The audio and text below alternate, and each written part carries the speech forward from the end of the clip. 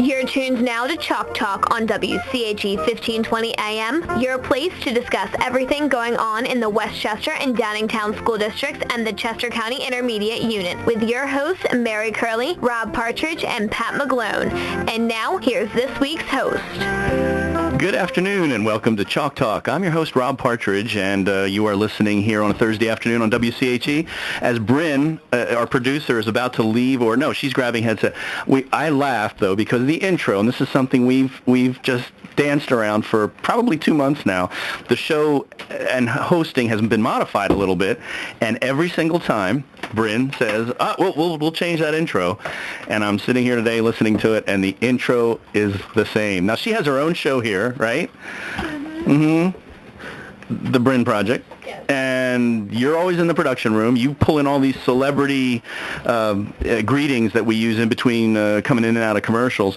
For the life of me, I can't figure out why that intro is still from like 1492. But anyway, the Brynn, now she's blushing, which is, good for radio. Don't worry about it. But she's a very good show host and an outstanding producer. And she's working the board today, so I appreciate it, Brynn, because you could be doing a million other things.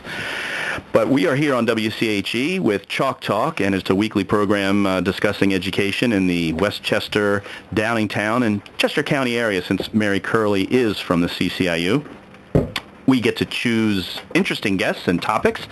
I've had people on from our superintendent, the station manager here, Bill Mason. We've had parents, PTO members, students, Chamber of Commerce members. It really has run a very wide list of people who work in our community and do good things for all of us, and I don't think I have a better example that I can cite than our guests today.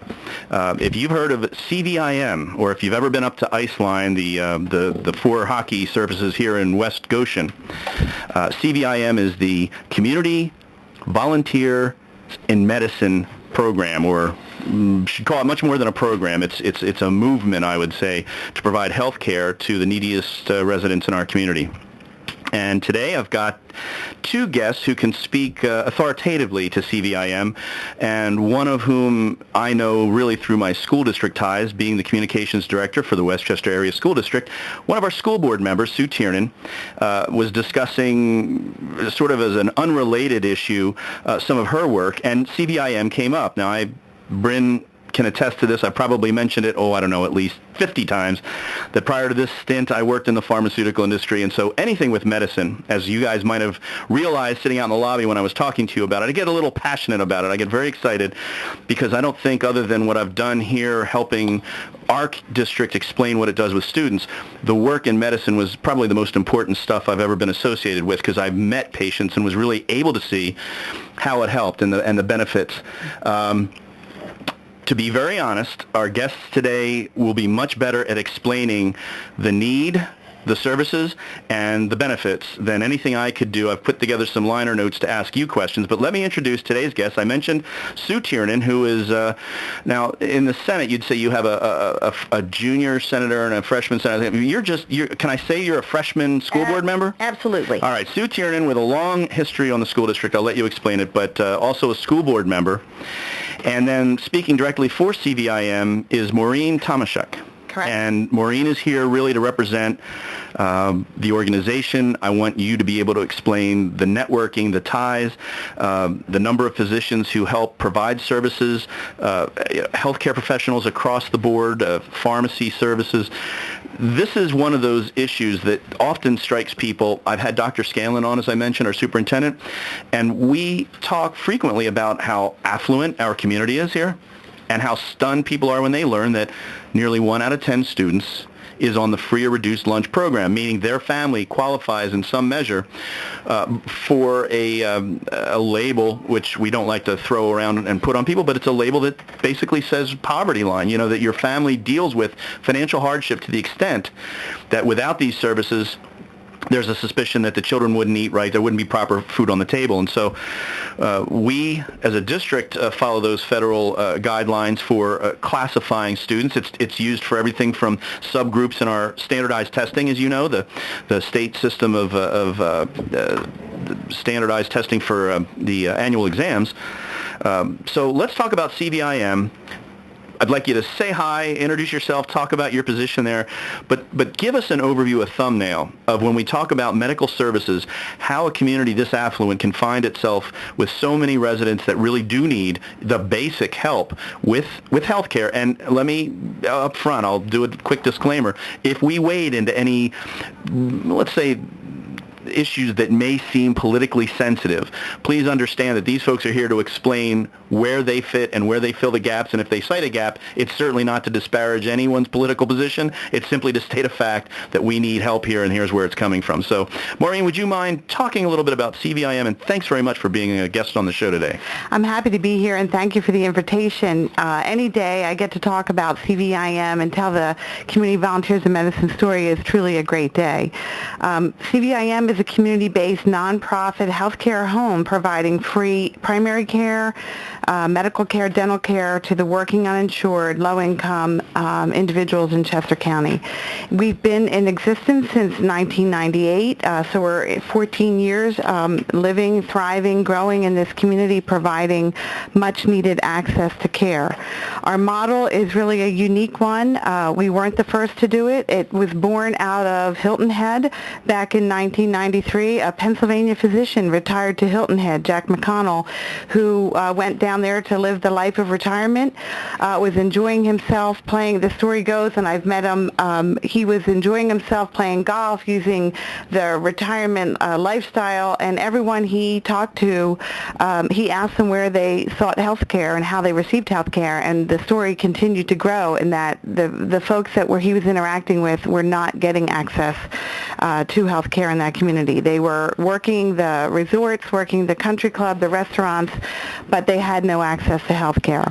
So the first Volunteers in Medicine model really started in Hilton Head back in 1993, and the concept started with, there were a lot of retired clinicians, docs, nurses who were in that community and had free time on their hands and came together and opened the first Volunteers in Medicine clinic. Okay, let me stop you there, because right in the beginning you said free healthcare services. Now we know that just because they are provided at no cost, it certainly does not mean they're free. There are obvious expenses associated with this, and a lot of people who otherwise could be paid for those services are donating their time. Can you spend a second and give me an idea of the sort of the philanthropic side of this? Where does the time come from for these physicians that you cited, primary care and whatnot? Where does that wealth of resource come together? Who manages that? Who puts it together beyond the fact that they're willing to donate that time?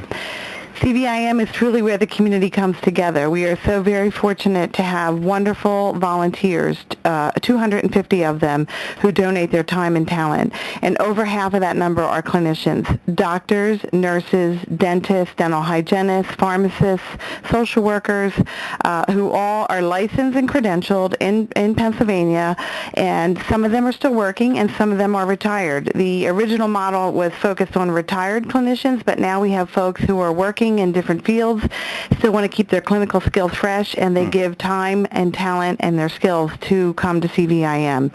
Our model is 100% based on the philanthropy, the generous philanthropy of this community, and a lot of that is obviously the incredible resource of volunteers.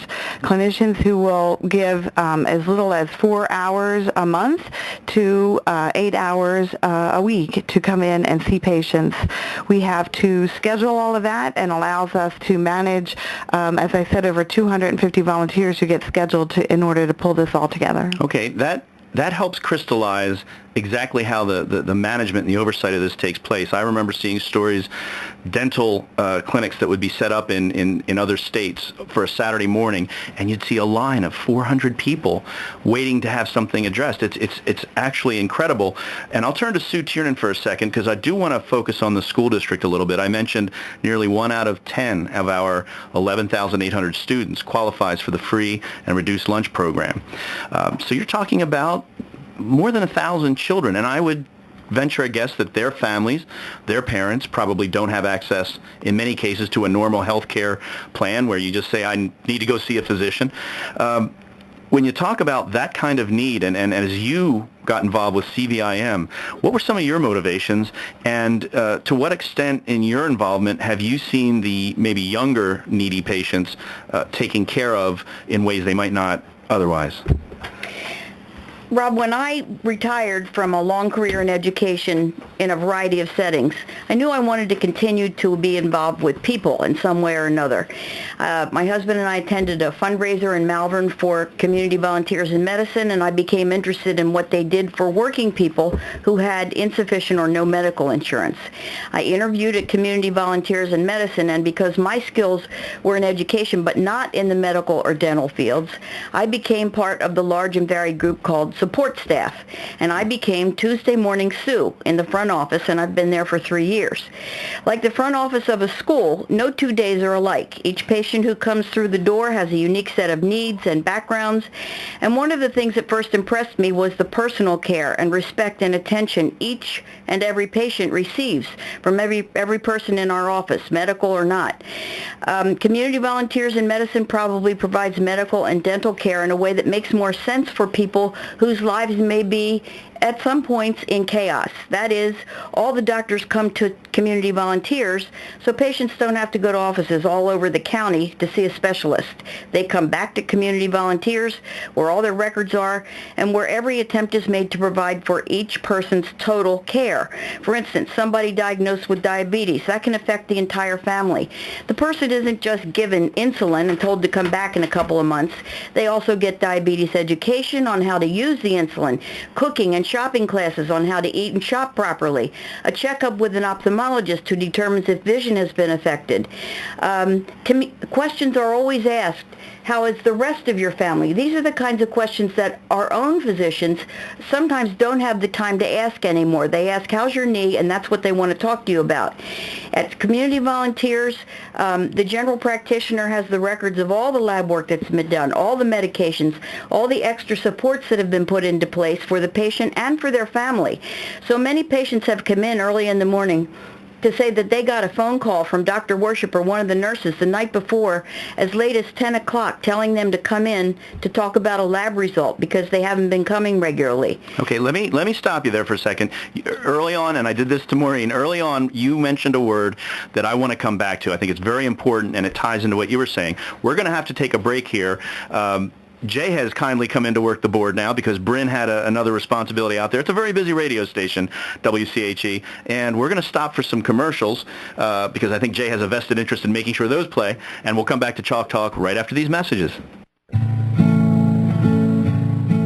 We all have a responsibility to protect the safety and security of our community and its residents. Help us achieve Westchester's goal of a cleaner community through energy and waste reduction. Plus, there's no reason to let your hard-earned dollars leak out of your house when a few small efforts can avoid that loss and keep you and your family more comfortable. Your community leaders have made real efforts to do their part. Now we need you to do your part. Bluer, Borough Leaders United for Emissions Reduction, wants you to take the Bluer Challenge. Just go to www.wcbluer.org. Pick 3 or more no-cost or low-cost items on the checklist we provided. A few little changes can go a long way. From using your computer more smartly to unplugging electronic devices when not in use, all add up to reduced energy use and more money in your pocket. Show your support and sign up for the Bluer Challenge. Go to www.wcbluer.org today. This message from the Westchester Bluer Committee is sponsored by Thomas Committa and Associates, TCA. Thomas Committa and Associates has assisted municipalities with smart growth initiatives since 1973. We represent 44 municipalities in Pennsylvania and Delaware in matters pertaining to town planning and landscape architecture. Do you have enough life insurance to cover your family, or insurance to cover your mortgage or estate taxes, or your children's college education? Do you have enough income protection? For over 34 years, Yerkes Insurance has been serving the communities of Chester and Delaware County in Pennsylvania and Northern Delaware, as well as Cecil County in Maryland. Yerkes Insurance provides insurance coverage for agricultural, commercial, auto, home, life, and long-term care. Check out all their services at yerkesinsurance.com or call them for a quote or question at 610-869-4065. Yerkes Insurance, they excel at service. Hey, it's Michelle Branch, and you're listening to WCHE 1520 AM.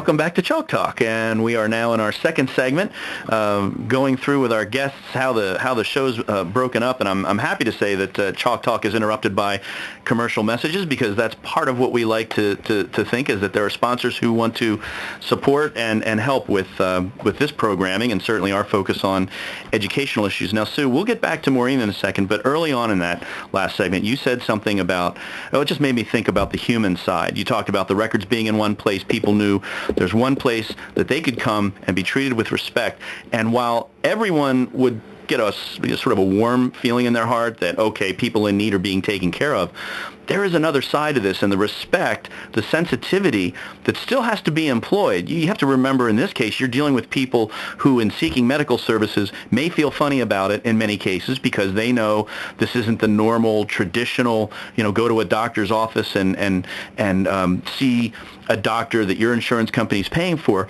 And so the sensitivity side of this, the taking care of people's self-respect, is also obviously a big part of the CVIM mission, to make sure that people don't feel diminished or in any way disparaged by seeking these kinds of necessary services.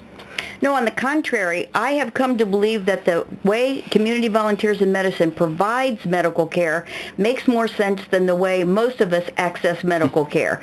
In case I go to my doctor and I need to see a specialist, I'm sent someplace or other. I have to find the office, make an appointment, get to know a new doctor, and then hope that my records get back to my primary care physician so that they know what happened. And they may ask me what happened, and I may know or I may not know exactly what happened in the specialist's office. Everything for the patients is handled right at Community Volunteers, unless it's a test like a CAT scan, in which case the two providers, Chester County Hospital or Paoli Hospital, provide those things for our patients, and then we help them get there, and even sometimes provide a translator for them if they need it when they go to get tests in another place, if they're confused by that whole process. But another thing I wanted to say, Rob, was the number of support staff who come every day to do a job that is filled by other volunteers doing the same job all week long. And the fact that an incredibly busy medical office, and if you come into Community Volunteers, you would think you were at your family physician's office. There may be a connotation of clinic, but it doesn't look like a clinic. It's a professional office where people come to see their doctor or their dentist. The fact, however, that an incredibly busy office like that can run with volunteers is a tribute to the ongoing training we receive, so that all the procedures and guidelines and confidentialities are carried out the same way every day by whoever is doing that job. So Tuesday morning, Sue morphs into Tuesday afternoon, Betty, and Wednesday morning, Joan. And yet, we answer the phone the same way, we set up patients for appointments the same way, we access medical care for them the same way every day. That in itself is a tribute to the people doing the training and the coordinating people who do the coordinating at Community Volunteers. Does anybody named Joe that you're aware of volunteer? You know, yeah. You said morning Sue. I'm thinking, is there a Morning Joe? That'd be kind of funny, because there's already a show with that name, and we can't go there. For Maureen, let me ask you again: the volunteerism, the provision of services at no cost, very impressive. But you still have a building, you still have electricity. How does the funding for CVIM's mission come together? A lot of people who listen to these kinds of programs like to help. Others also like to hear that, hey, no taxpayer money's involved, or are there grants available? Like, how do you put together and how do you fight those battles to make sure that the extension of the services you're talking about can go on year after year after year? Great, and you can see how fortunate we are to have Tuesday Morning Sue and folks like her that make it all come together for us. And it's been a very extremely generous community that makes this happen, and it takes every piece of these partnerships to make it happen. 100% philanthropy. We raise the funds each year to cover our actual budget, and on top of our actual budget, we receive over $3 million worth of donated in-kind services. So let me talk a little bit about that. Obviously, we have to do traditional fundraising. We have one event each year with a golf classic that's held every June, and we're very, very fortunate to have had 11 years of strong support through our corporate partnerships that make our golf classic a huge success. We also do foundation fundraising for grants. We put out proposals and submit all different types of requests to fund the various aspects of what Sue was talking about in our medical home model. We could talk a little bit more about that. That's a buzzword today in healthcare, but CVIM opened its doors 14 years ago providing a medical home to the patients who need us, and that's still what serves us well today. We also do the foundation requests. We have a wonderful board and a development committee that go out and do individual asks and major gift support to CVIM.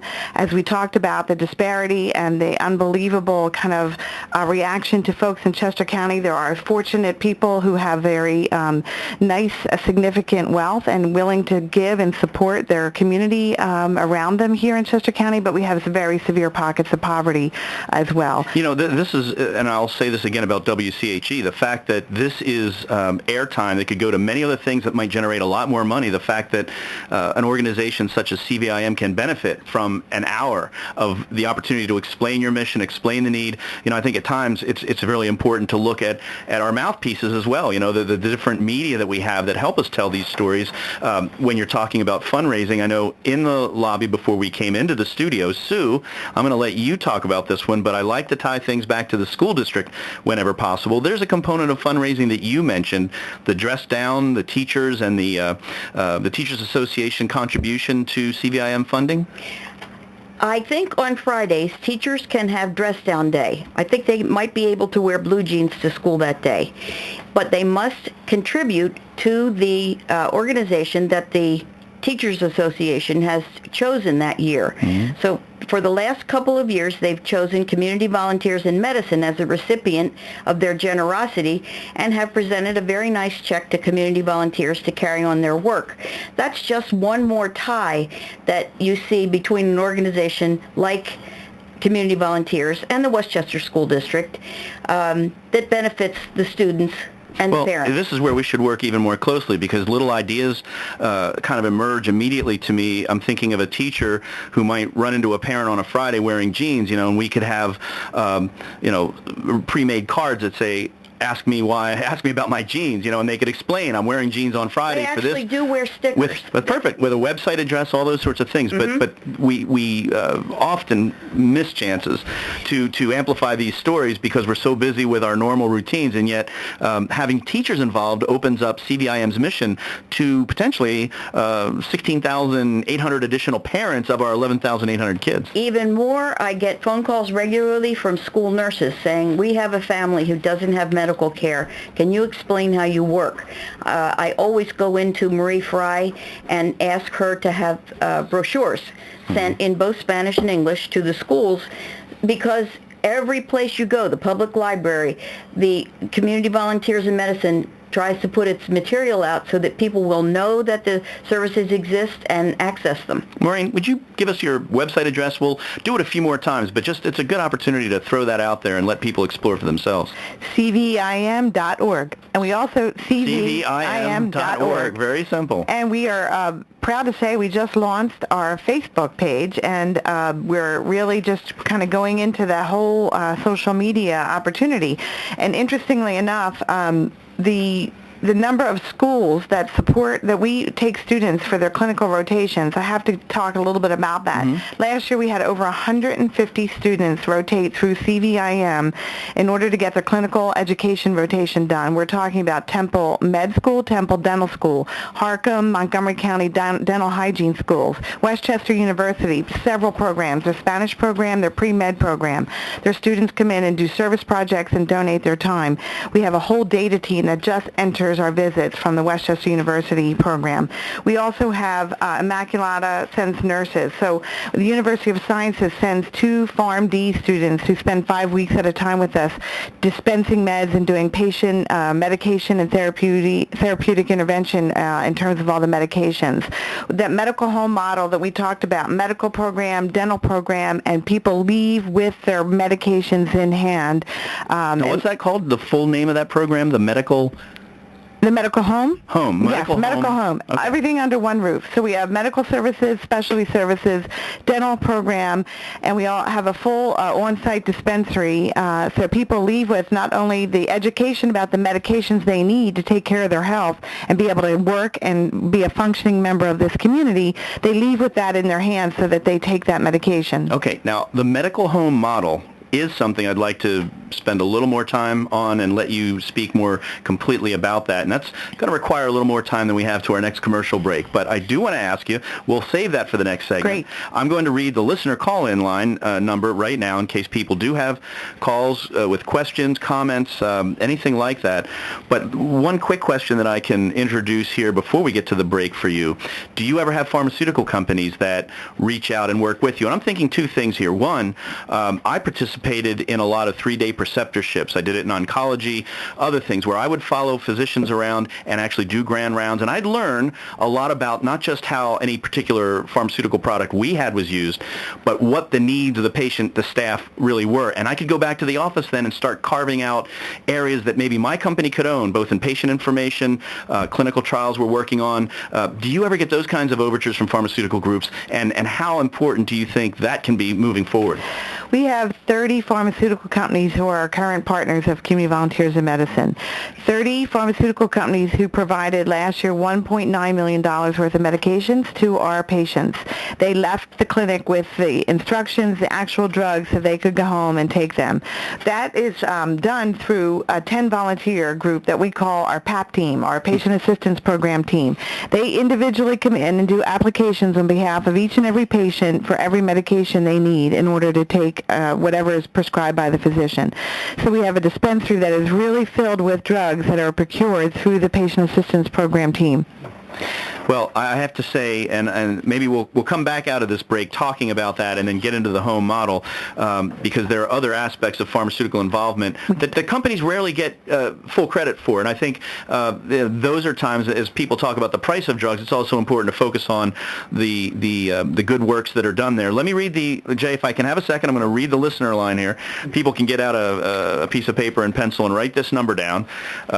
We'll come back from our commercials and pick up. But if you have a question or comment for either Maureen or Sue, please call 610-701-9243. Now that's 701 WCHE, but it's 610-701-9243 if you'd like to be a caller on the air today for Chalk Talk. So we'll be back after these commercial messages.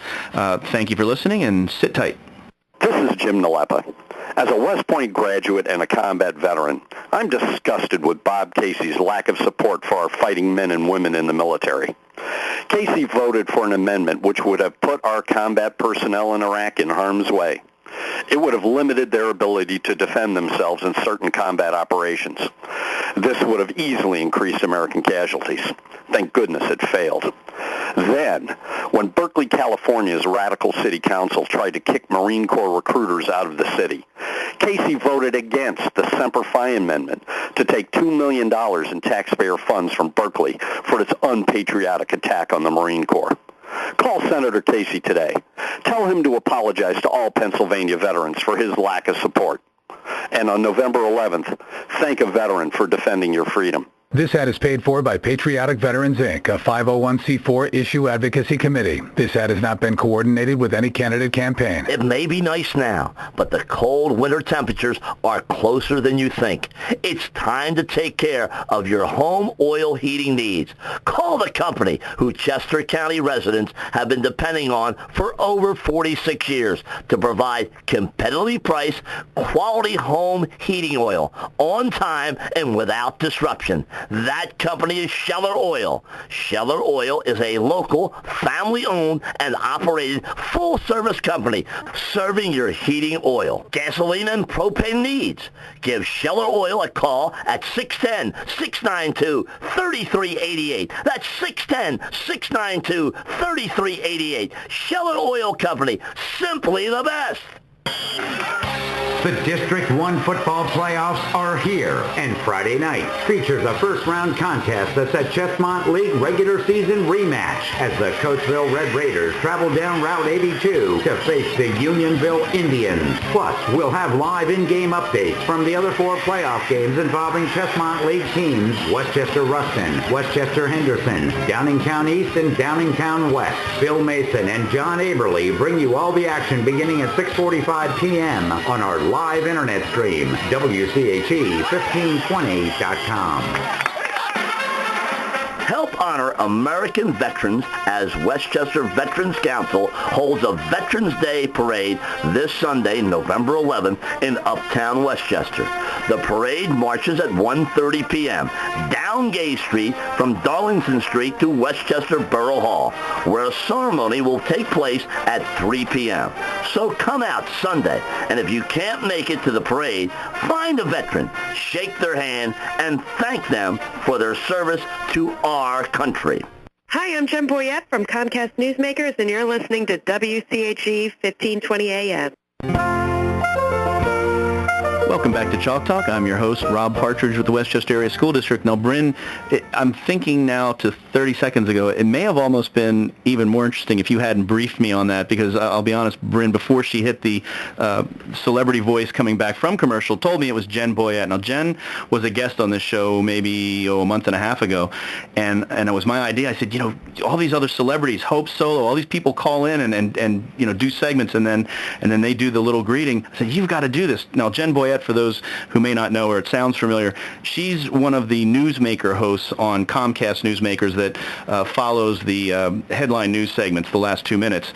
And Jen just has a wealth of experience in discussing issues, and so it was interesting to interview someone who's actually, as a career, got a lot more of that under her belt than do I. But nonetheless, I thought, Jen's got to be one of those people. And finally, we worked that out, and Brynn recorded that. And she said, you did not stage that today. It was just in the sequence, and it came up. So that's a kind of a weird coincidence. But that has nothing to do with CVIM and our guests today, community volunteers in medicine.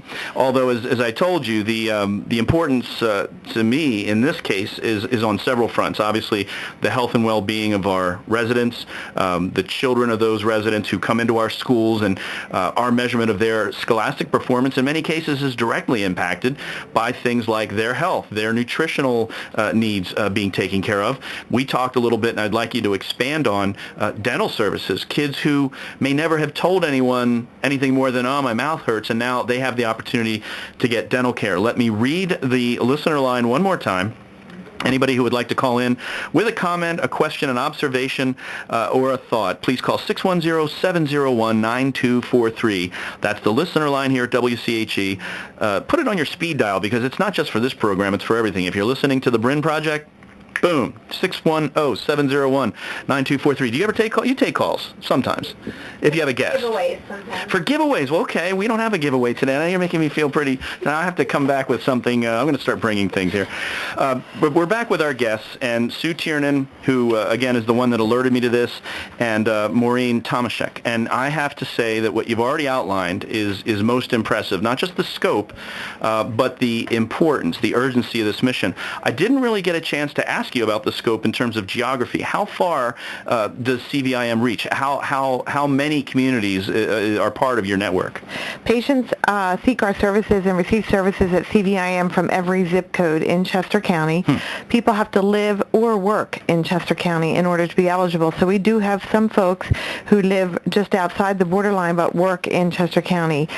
We go through eligibility screening to determine their income. We do have a low income requirement, below 300% of the federal poverty level, and as I said, live or work in Chester County. Let me ask you about a unique subgroup, and certainly there's a lot of agriculture in this county. Certainly, if I think of Kennett Square, the mushroom industry that's there, that's very well recognized as a source of maybe the best mushrooms in the country. But a lot of the migrant worker force that comes in may be transient. They may be here for a while, may move on to other areas, come back.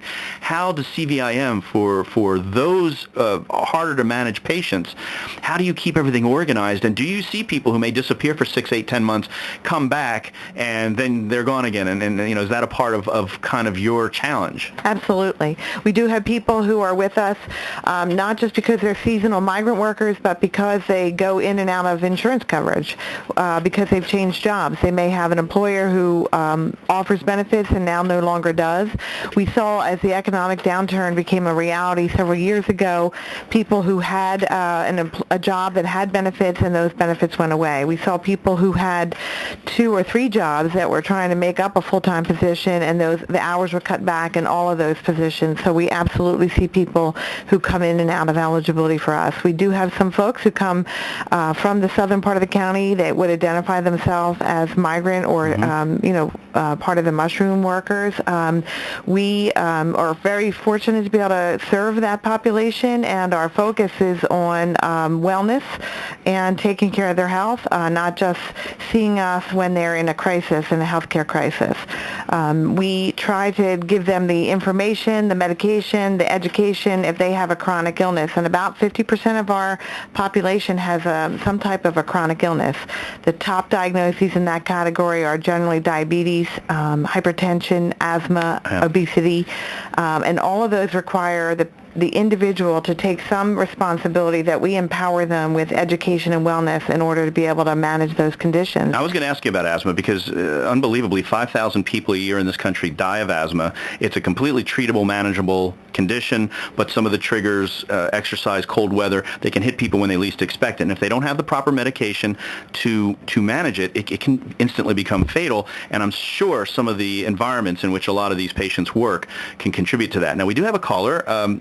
Lisa is on the line. And Lisa, welcome to Chalk Talk, and feel free to direct your question, comment, or thought to either Sue Tiernan or Maureen Tomoschuk.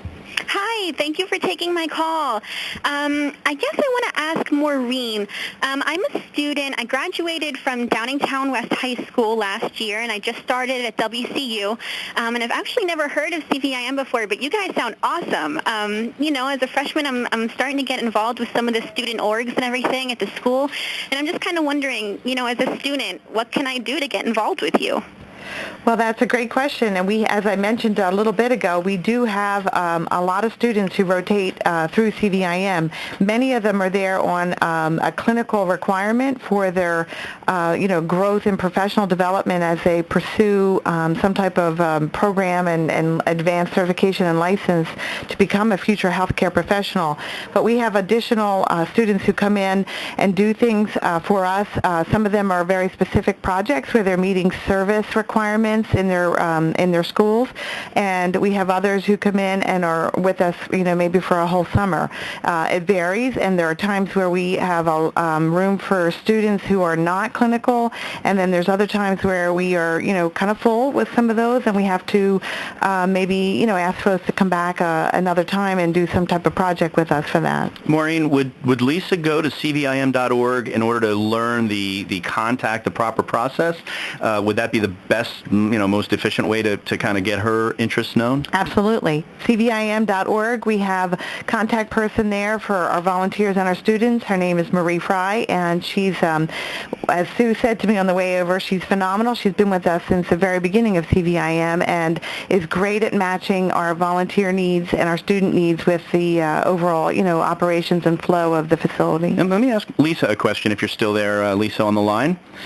Yes. The thought comes to me, and this is going to tie into our work with the school district and our senior students primarily who do community projects as part of graduation requirement. And certainly your motivation for getting involved can be many things, but is there a component with a freshman coming to Westchester University? Is there a community service element, or are there things that drive students to this, or is this purely your personal interest to get involved? Well, to graduate from Downingtown High School, you do have to do a graduation project, which is about 40 hours of service. But I'm actually part of the Honors College at WCU, and the motto there is to be honorable is to serve. So I'm really trying to, live out that motto and make sure I can represent the college well. So that's why I wanted to call in and see how to get involved. Well, thank you very much. Do check out CVIM.org, and I hope that they get to meet you in person because these kinds of offers of generosity community, and certainly skills are very, very valuable. So thanks for calling in. I'll quickly turn something to Sue on this point. Lisa mentioned Downingtown. We have the same kind of program in the Westchester Area School District. This is one of the more quiet, unrecognized, and probably more important elements of our students coming up through these communities that we ought to stop for a second and mention. The amount of investment that taxpayers make for our public school system is significant. And yet when you look at our graduating class, which is 3 high schools of about 350 students each, we've got 1,000 young people out there applying their skills and their interests to things in the community that make a difference. And we've cited so many examples for years and years. Lisa's a perfect example. The idea, the spirit of community involvement and of helping other people is actually fostered in our public schools and has translated, in this case, just one example, to someone who really wants to do more. And you as a school board member, hopefully there are things you can point out that we can do more of to make sure these folks, these young people, get recognized. Well, there are the Spelman Humanitarian Awards that the Westchester School District does at the end of every year. Mm-hmm. When the students, 10 students from each high school are honored, nominated by a teacher, a parent, a guidance counselor, a principal, for the number of things they've been able to do during their time at the high school. And when you sit in that award ceremony, it is absolutely humbling. It is daunting. It is awe-inspiring to hear the number of hours that our students are giving in scouting, in helping people through their churches. All those things are honored by the school district at an award ceremony, which probably ought to be on television, at the end of every year. So I think Westchester honors that commitment. It requires that commitment. And I think that sets students up to become the kind of people that someday might end up in an organization like Community Volunteers in Medicine saying, how can I give back? Well, that is exactly what I wanted to know about, because the monthly school board meetings include recognition of our students for both academic, athletic at times, and in many cases it's a service work. We recognize them, and the school board takes a moment to thank them, and yet we go on about our business and forget there are 1,000 students out there finding ways to help people who need at various levels and have various different needs. We're coming up on our last segment. We're going to take our last commercial break. Maureen, I'd like you to think for a second of a couple other examples that might fit in nicely along the lines of, and I can't thank Lisa enough for calling in, because that opened up an entirely new and very important segment of what we need to focus on to make CVIM work, and that's people. We talked about the patients, we talked about the funding, the volunteers at the professional level, but the number of people that are required to make sure that all the different challenges you face can be satisfied. So we're going to take our last break. If you have a question, please call in 610-701-9243. Brynn, I can't wait to hear who we come back from this commercial break with. Keep it a surprise. Maybe somebody we know. More often than not, though, I haven't really recognized the name. We'll see. But you're listening to Chalk Talk on WCHE.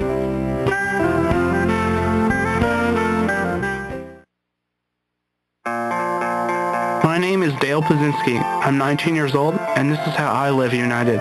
I've always been kind of a computer geek, and I found a way to use those skills to help the homeless in my community. For people facing hard times, computer skills and a basic resume are so important. It may seem like a small thing, but it makes a huge difference in people's lives. So with United Way, I created a program where I work with the homeless. Together, we go through their whole job history, write a resume, and then save it on their very own USB drive. We provide workbooks and training certificates. I even budgeted for cupcakes so we can celebrate as a class when one of our people gets a job. That's huge. When somebody says, "Hey man, that job that you helped me apply for, I got it." That's what living united feels like to me. My name is Dale Pazinski. I help people achieve financial independence. So I don't just wear the shirt, I live it. Give, advocate, volunteer, Live United.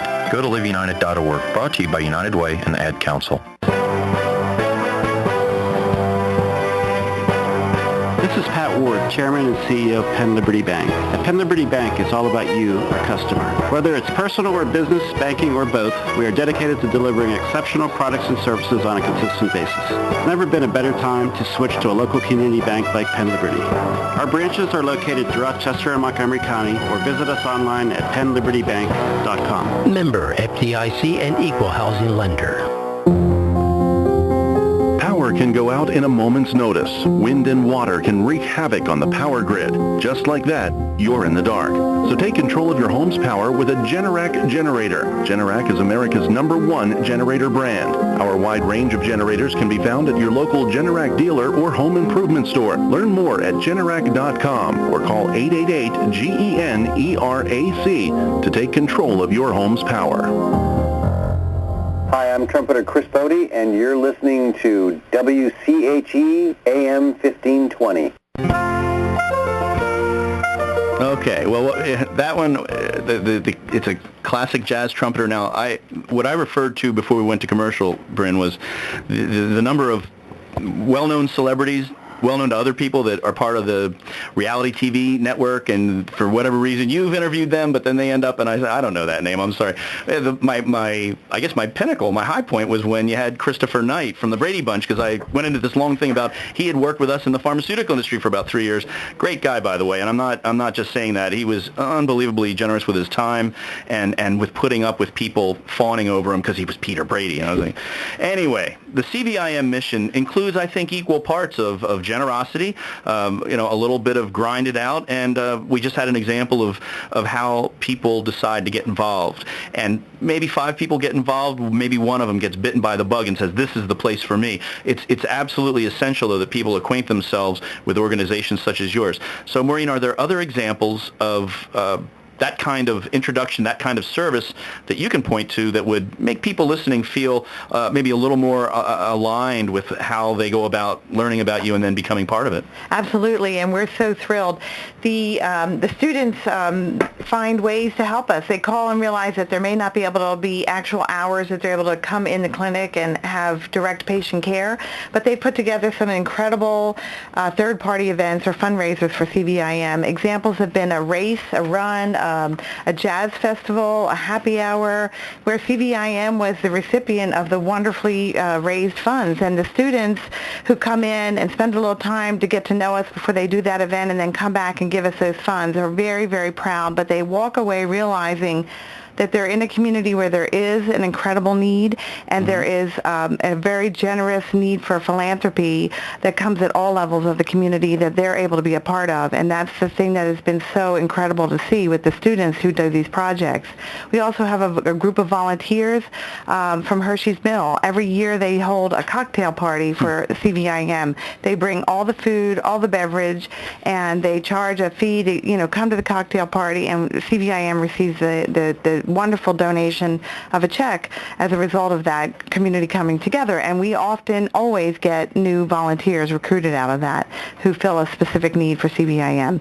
So we're very fortunate that there are folks who are willing to do a third-party fundraiser in the community for CVIM. Well, that's another great idea, is that any group or organization that sort of rotates and helps various groups and organizations with their fundraising, there's a perfect way to help without necessarily committing to a regular schedule, but being able to say, we can help you with, tell us what you need, and we'll find a way to get that. And I will add, it always it raises the awareness of CVIM. People who never knew about us before and now know about us, so that always makes it better. And that was actually my motivation, because having heard about, again, what you did, and knowing you were that close to Iceland, I've been by your building a million times, seen your sign, and guess what? Just because I've seen your sign doesn't mean I was any more educated about what you did than before I saw the sign. So this was an effort to get your story and your mission out there, and certainly as I've learned more about it, it just becomes more and more important, it seems to me, to continue that effort to amplify your goals and the way you go about it. And if I could just add, Every partnership to CVIM makes it possible for us to do what we do. Iceline has been a phenomenal neighbor to CVIM and a great partner. We have had so much volume of people in need, and the goal of CVIM has to continue to take on the increasing need in this community and serving more people because we had a very valuable resource. And the Iceline folks have stepped up and allowed us to use their parking lot because our volume has been such that we have had that need. So phenomenal partnerships like that help us get it done. Okay, now at the beginning of this broadcast, I laid out or mapped out the areas I wanted to touch on. I think we've done a great job with that. You've, again, covered who helps in what ways and where you draw your strength and support. I mentioned there was one area that might just start to tickle the third rail of talking about anything when funding comes into play, and that's the Affordable Health Care Act that, based on the other night's election, appears it is safe. There's not likely any real design in Congress with a Senate that wouldn't entertain overturning it, that any time will be spent on it at this point. So now what medical centers around the country have to do is come to terms with the reality of what's in that program. And what I want to ask you, and where CVIM fits in, is pretty simple. We hear over and over that healthcare costs in many cases are boosted by the underinsured or uninsured who show up at emergency rooms with average treatable conditions that are certainly not necessarily emergencies. They just don't know where else to go. So my question is this: what kind of service can you provide for someone who wakes up and has an acute need on a particular day, and how much of CVIM's effort goes into educating those folks not to show up at emergency rooms when your services are part of it? Sue, can you touch on that a little bit? The step approach to both treating and educating the patient profile? There is a process for becoming a patient. So we are not a walk-in clinic. People sometimes walk in the door and say, well, I have a toothache or my stomach hurts. We can't see them that day unless it's an extraordinary circumstance, and there are times that people are seen. However, for the most part, people go through the application process of screening. They now have to make an appointment to screen. Then they are seen, and then they are able to make their first appointment for dental and medical care. So there is a little bit of a process now, and as far as the numbers go, they seem to be increasing every week that I'm there. Maureen, what do they look like total? We've had 4 years of sustained double-digit growth, and that has been, a reflection of the economic downturn.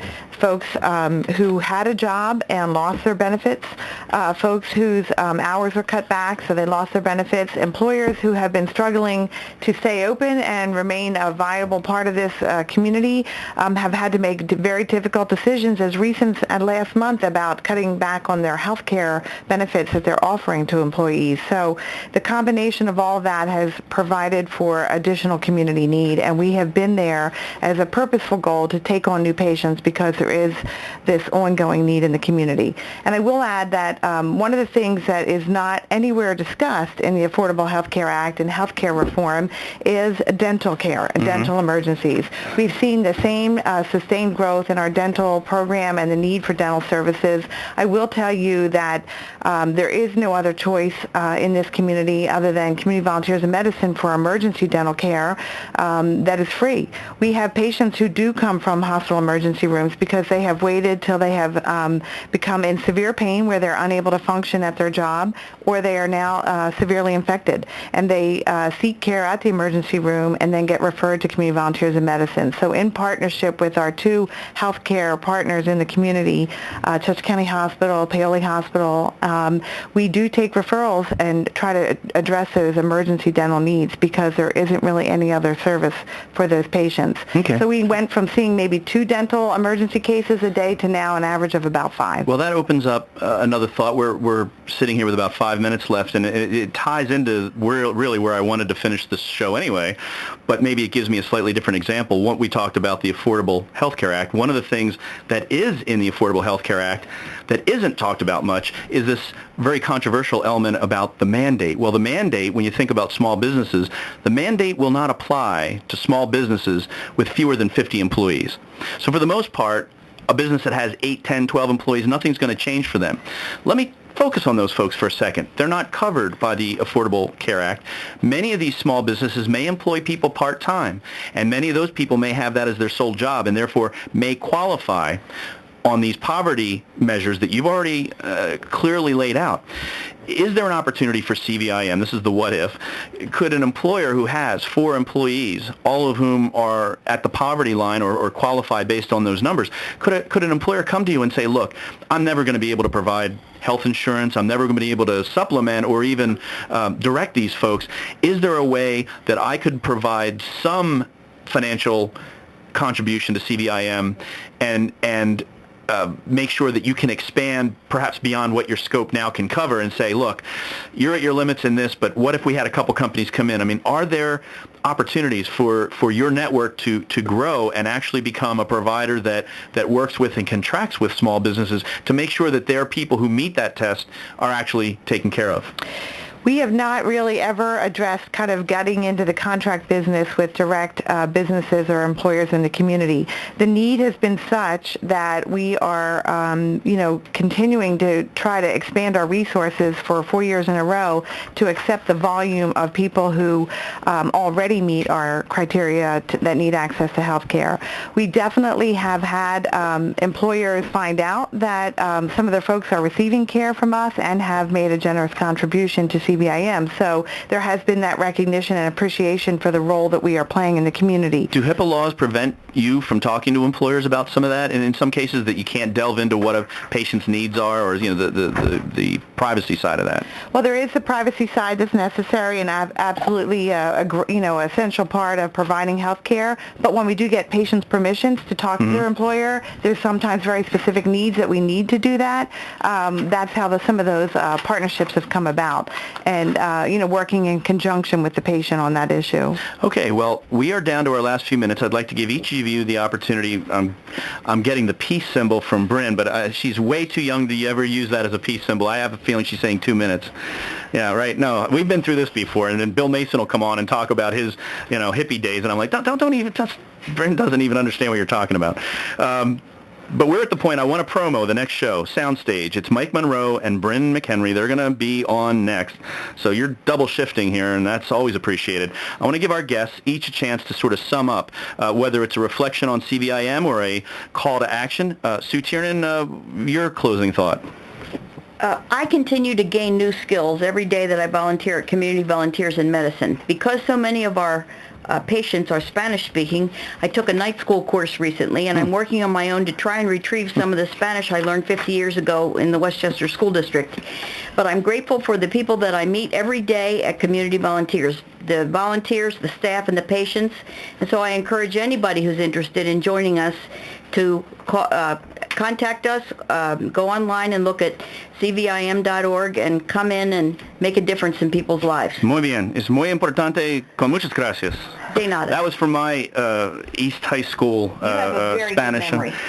Well, I did actually study Spanish long enough that if I lose it all, I'd be very disappointed in myself. Maureen, your closing thoughts overseeing an organization that's this big and this important in our community? I'm asked many times, will CVIM still be needed with full implementation of Affordable Care Act? And the answer is yes. CVIM is a safety net clinic that provides access to care for those most needy in this community. And with full implementation of the Affordable Care Act, there still will be people who will fall through the cracks and have no insurance and have no access to care. And CVIM will be there to serve those needs. Healthcare reform is a journey. We have just begun. It's going to take a lot of time, and there's many complex issues that remain a part of the Affordable Care Act and funding that need to be resolved. Well, we had talked earlier that even if this was Canada, you would have a need for an organization like CVIM, and that's just going to continue. So thank you very much for coming out today, for being guests on Chalk Talk. I'm your host, Rob Partridge, Communications Director for the Westchester Area School District. Thanks very much for listening, and stay tuned for Soundstage, where I'm going to hear about it from Brynn Mchenry. Take care.